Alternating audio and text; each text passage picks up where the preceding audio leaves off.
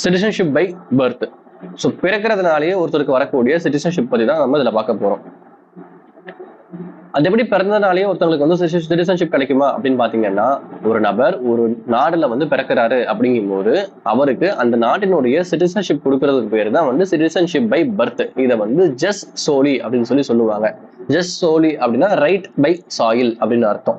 So இந்த right by soil அப்படின்னா என்னன்னா, அந்த மண்ணில வந்து நீங்க நம்ம பிறக்கிறோம் அப்படிங்கும் போது அந்த நாட்டினுடைய சிட்டிசன்ஷிப்பை நம்மளால கிளைம் பண்ணிக்க முடியும் அப்படிங்கிறது இந்த ஜஸ்ட் சாலி அப்படிங்கிறது. இதுக்கு ஆப்போசிட்டா இன்னொரு வார்த்தை இருக்கு, ஜஸ்ட் சாங்குவினிஸ். ஜஸ்ட் சாங்குவினிஸ் அப்படிங்கிறது என்னன்னா, பை பிளட்லெஸ். இந்த பிளட் மூலியமா பிளட் ரிலேஷன்ஷிப்ல இருக்காங்க, அப்பா அம்மா தாத்தா பாட்டி இவங்கெல்லாம் அந்த நாட்டுல இருந்தாங்கன்னா மட்டும்தான் நம்மளால வந்து சிட்டிசன்ஷிப் கிளைம் பண்ணிக்க முடியும் அப்படிங்கிறது ஜஸ்ட் சாங்குவினிஸ். இது வந்து சிட்டிசன்ஷிப் பை பர்த் அது கிடையாது. ஓகே, இப்போ ஜஸ்ட் சாலி அதாவது சிட்டிசன்ஷிப் பை பர்த் அப்படிங்கிறது என்னன்னா, நான் ஆல்ரெடி சொன்ன மாதிரி அந்த ஊர்லயே நம்ம வந்து பிறந்திருந்தோம் அப்படின்னா நமக்கு அந்த நாட்டினுடைய சிட்டிசன்ஷிப் நமக்கு கிடைச்சிடும். இதை பார்த்துட்டா எங்கெங்க ஃபாலோ பண்றாங்கன்னா, யூஎஸ்ஏ, கனடா, பிரேசில், மெக்சிகோ இந்த மாதிரியான நாடுகள்ல வந்து ஃபாலோ பண்ணிட்டு இருக்காங்க.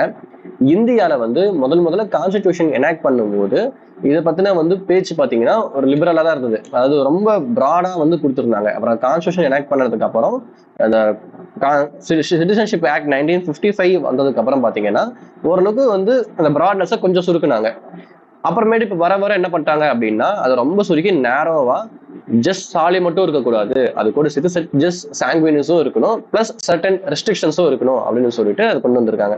ஸோ பியூரா ஜஸ்ட் சாலி மட்டும் ஃபாலோ பண்ற நாடுகள் அப்படின்னு பார்த்தோம்னா யூஎஸ்ஏ, கனடா, பிரேசில், மெக்சிகோ. இந்த ஜஸ்ட் சாலி கூட ஜஸ்ட் சாங்குவினிஸும் வேற சில ரெஸ்ட்ரிக்ஷன்ஸும் உட்படுற சில நாடுகள்னு பார்த்தோம் அப்படின்னா ஜெர்மனி, பிரான்ஸ், இந்தியா.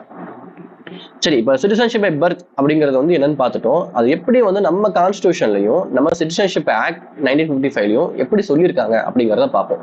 நம்ம கான்ஸ்டிடியூஷன்ல பார்ட் 2 என்ன சொல்லுது அப்படின்னா சிட்டிசன்ஷிப் பத்திவே சொல்லுது. இதுல ஸ்பெசிபிக்கா பார்த்தோம்னா ஆர்டிகல் 5 என்ன சொல்லுதுன்னா, கான்ஸ்டிடியூஷன் எனாக்ட் பண்ண டைம்ல, அதாவது நமக்கு எல்லாமே தெரியும், ஒட்டுமொத்தமா கான்ஸ்டிடியூஷன் வந்து எனாக்ட் ஆன வருஷம் பாத்தீங்க அப்படின்னா 26th January 1950 அப்படிங்கிறது. ஆனா இந்த பர்டிகுலரா இந்த பார்ட் 2ல ஆர்டிகல் 5 பாத்தீங்கன்னா எப்ப 5, 6, 7ல எப்ப எலக்ட் ஆகுது அப்படின்னா 26th November 1949 எலக்ட் ஆயிடுது. அதாவது நம்ம பிரியாம்பிள் டேட் நம்ம பார்த்துருக்கோம். இந்த டேட்ல வந்து இந்த கான்ஸ்டிடியூஷன் அங்க வந்து அசம்பிளில ஒப்படைக்கிறோம்னு சொல்றாங்க இல்லையா. ஸோ அந்த டேட்லயே வந்து இந்த ஆர்டிகல் எல்லாம் வந்து இம்ப்ளிமெண்ட் ஆயிடுது. இதெல்லாம் எங்க இருக்குன்னு பார்த்தோம் அப்படின்னா எனாக்ட்மெண்ட் அப்படின்னு சொல்லி ஒரு ஆர்டிகல் கடைசி சாப்டர்ல வந்து கடைசி பார்ட்ல இருக்கும். அந்த பார்ட்ல நம்ம வந்து இதை பார்த்துக்கலாம் நம்ம.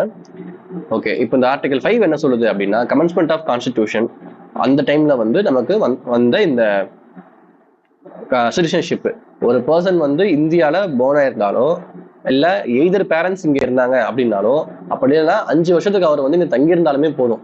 இது பிளஸ் இது கூட என்ன இருக்கணும் அப்படின்னா, அவர் வந்து இங்கே டாமிசைல்ல இருந்திருக்கணும். ஸோ ஒருத்தர் இங்கேயே டாமிசைல்ல இருந்து அவர் பிறந்திருந்தாலும் சரி, இல்ல ஒரு பேரண்ட்ல யாரோ ஒருத்தவங்க பிறந்திருந்தாலும் சரி, இல்ல 5 வருஷம் அவர் வந்து இங்கேயே இந்த சுதந்திரம் நம்ம கான்ஸ்டிடியூஷன் ஆக்ட் பண்றதுக்கு முன்னாடி ஒரு 5 வருஷம் இங்கேயே இருந்திருந்தாலும் சரி, அவரால் சிட்டிசன்ஷிப் கிளைம் பண்ண முடியும் அப்படிங்கிறது ஆர்டிகல் 5ல சொல்லுது. ஸோ இதுல பாத்தீங்கன்னா பார்ன் அப்படிங்கிறது ஆர்டிகல் 5ல சொல்லியிருக்காங்க, இங்க பிறந்திருந்தா போதும் அப்படிங்கிறது. ஸோ இதுதான் சிட்டிசன்ஷிப் பை பர்த் அப்படிங்கிறது.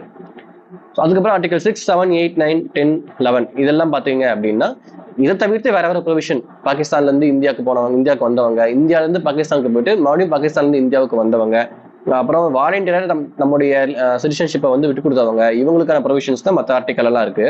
இதுல இன்னொரு முக்கியமான ஆர்டிகல் என்ன அப்படின்னா ஆர்டிகல் 11 என்ன சொல்லுதுன்னா, parliament law making power of citizens to regulate. அதாவது இந்த சிட்டிசன்ஷிப்பை வந்து ரெகுலேட் பண்ற மாதிரியான சட்டங்களை பார்லிமெண்டால ஏற்றுக்க முடியும் அப்படின்னு சொல்லி ஆர்டிகல் 11 சொல்லியிருந்தாங்க. ஸோ இப்படி இந்த ஆர்டிகல் 11 இந்த பவர் கொடுத்ததுனால பார்லிமெண்ட் என்ன பண்ணுது அப்படின்னா சிட்டிசன்ஷிப் ஆக்ட் 1955 அப்படின்னு சொல்லிட்டு ஒரு ஆக்டை எனாக்ட் பண்றாங்க. அந்த ஆக்ட்ல செக்ஷன் 3 என்ன சொல்லுதுன்னா சிட்டிசன்ஷிப் பை பர்த் பத்தி சொல்லுது. ஸோ பிறந்ததுனாலேயே நமக்கு வரக்கூடிய சிட்டிசன்ஷிப் பத்தி நமக்கு கான்ஸ்டிடியூஷன்ல ஆர்டிகல் 5ம் சிட்டிசன்ஷிப் ஆக்ட் 1955ல செக்ஷன் 3யும் பேசுது. செக்ஷன் 3 என்ன சொல்லுது அப்படின்னா 26th January 1950ல இருந்து 1st July 1987 இந்த வருஷத்துல யாராவது இந்தியாவில பிறந்திருந்தாங்க அப்படின்னா அவங்க வந்து சிட்டிசன்ஷிப் கிளைம் பண்ண முடியும் அப்படின்னு சொல்றது. அப்புறம் 2வது ப்ரொவிஷன் அதெல்லாம் சொல்லுதுன்னா 1st July 1987 to 2nd December 2002 இந்த கேப்ல டைம் பிட்வீன்ல பிறந்தவங்க அவங்க இங்கேயும் பிறந்திருக்கணும், பிளஸ் அவங்களுடைய ஏதோ ஒரு பேரண்ட்டும் இங்க பிறந்திருக்கணும். அப்படி பிறந்தா மட்டும்தான் அவங்களால, இந்த இப்ப பிறந்தவங்களால சிட்டிசன்ஷிப் கிளைம் பண்ண முடியும். அடுத்து மூணாவதா, இது ரெண்டுமே இல்லையா, டிசம்பர் 3, 2002 இருந்து அப் டு இன்னைக்கு வரைக்குமே அந்த பர்சனும் பிறந்திருக்கணும், அந்த பேரண்ட்ல 2 பேருமே பிறந்திருக்கணும். அப்படி 2 பேருமே பிறக்கல அப்படின்னா யாரோ ஒருத்தவங்க பிறந்திருக்கணும், இன்னொருத்தவங்க இல்லீகல் இம்மைக்ரண்டா இருக்கக்கூடாது. ஸோ இந்த 3 கிளாசிபிகேஷன்ல இருக்கிறவங்களால கண்டிப்பா Indian citizenship by birth claim பண்ணிக்க முடியும். நான் இந்தியாவில பிறந்துட்டேன், அதனால என்னால இந்தியன் சிட்டிசன்ஷிப் கிளைம் பண்ண முடியும் அப்படின்னா கண்டிப்பா முடியும். இது எது சொல்லுது அப்படின்னா கான்ஸ்டிடியூஷன் ஆர்டிகல் 5 சொல்லுது. அப்புறம் செக்ஷன் 3 ஆஃப் சிட்டிசன்ஷிப் ஆக்ட் 1955 சொல்லுது. இந்த செக்ஷன் 3 ஆஃப் 1955 ஆக்ட் ஸ்பெசிஃபிக்கா என்ன சொல்லுது அப்படின்னா, ஜனவரி 26, 1950 இருந்து 1 ஜூலை 1987 வரைக்கும் இங்க நீங்க பிறந்தாலே போதும், உங்களுக்கு கண்டிப்பா சிட்டிசன்ஷிப் கொடுத்துருவாங்க. அதுக்கப்புறம் இந்த இது ஜஸ்ட் சாலின்னு சொன்னோம். இதுக்கப்புறம் பாத்தீங்கன்னா இந்த ஜஸ்ட் சாலியை கொஞ்சம் கொஞ்சமா ரெஸ்ட்ரிக்ட் பண்றாங்க. எப்படி ரெஸ்ட்ரிக்ட் பண்றாங்க? 1 ஜூலை 1987 டு 2 டிசம்பர் 2002 வரைக்கும் நம்ம பிறந்திருக்கணும், பிளஸ் நம்ம ஏதோ ஒரு பேரண்ட் இங்க பிறந்திருக்கணும். அப்படி பண்ணியிருந்தா மட்டும்தான் நம்மளால இந்த சிட்டிசன்ஷிப் கிளைம் பண்ண முடியும். ஸோ இங்க ஜஸ்ட் சாலியும் பிளஸ் ஜஸ்ட் சான்குயினியஸும் வந்துருது. ரெண்டாவது 3 டிசம்பர் 2002 இருந்து இன்னைக்கு காலகட்டத்தில் வரைக்கும் யாராவது பிறந்திருந்தாங்க அப்படின்னா பிறந்திருக்கணும், பிளஸ் 2 பேரண்ட்டுமே இங்க பிறந்திருக்கணும். அப்படி இல்லையா, 2 பேரண்ட்ல யாரோ ஒருத்தங்க இல்லீகல் இம்மைக்ரண்டா இருக்கக்கூடாது அப்படின்னு சொல்லுது. இங்க பாத்தீங்கன்னா ஜஸ்ட் சாலி பிளஸ் ஜஸ்ட் சான்குயினிஸும் வித் ரெஸ்ட்ரிக்ஷனும் வந்திருக்கு. ஸோ முதல்ல பிறந்திருந்தா போதும், அப்புறம் பிறந்திருந்து யாரோ ஒரு பேரண்ட் பிறந்திருக்கணும், அப்புறம் பிறந்திருந்து 2 பேரண்டும் பிறந்திருக்கணும், இல்லையா அதுல 2 பேரண்ட்ல யாரோ ஒருத்தவங்க இல்லீகல் இம்மிகிரண்டா இருக்கக்கூடாது அப்படின்னு சொல்லிட்டு ஜஸ்ட் சாலில இருந்து அப்படியே வரிசையா jus soli plus jus sanguinis, இனி jus soli plus jus sanguinis plus certain restrictions அப்படின்னு சொல்லிட்டு நாம கொஞ்சம் மாடிஃபை பண்ண ஆரம்பிச்சிட்டோம். ஸோ இதுதான் சிட்டிசன்ஷிப் பை பர்த்.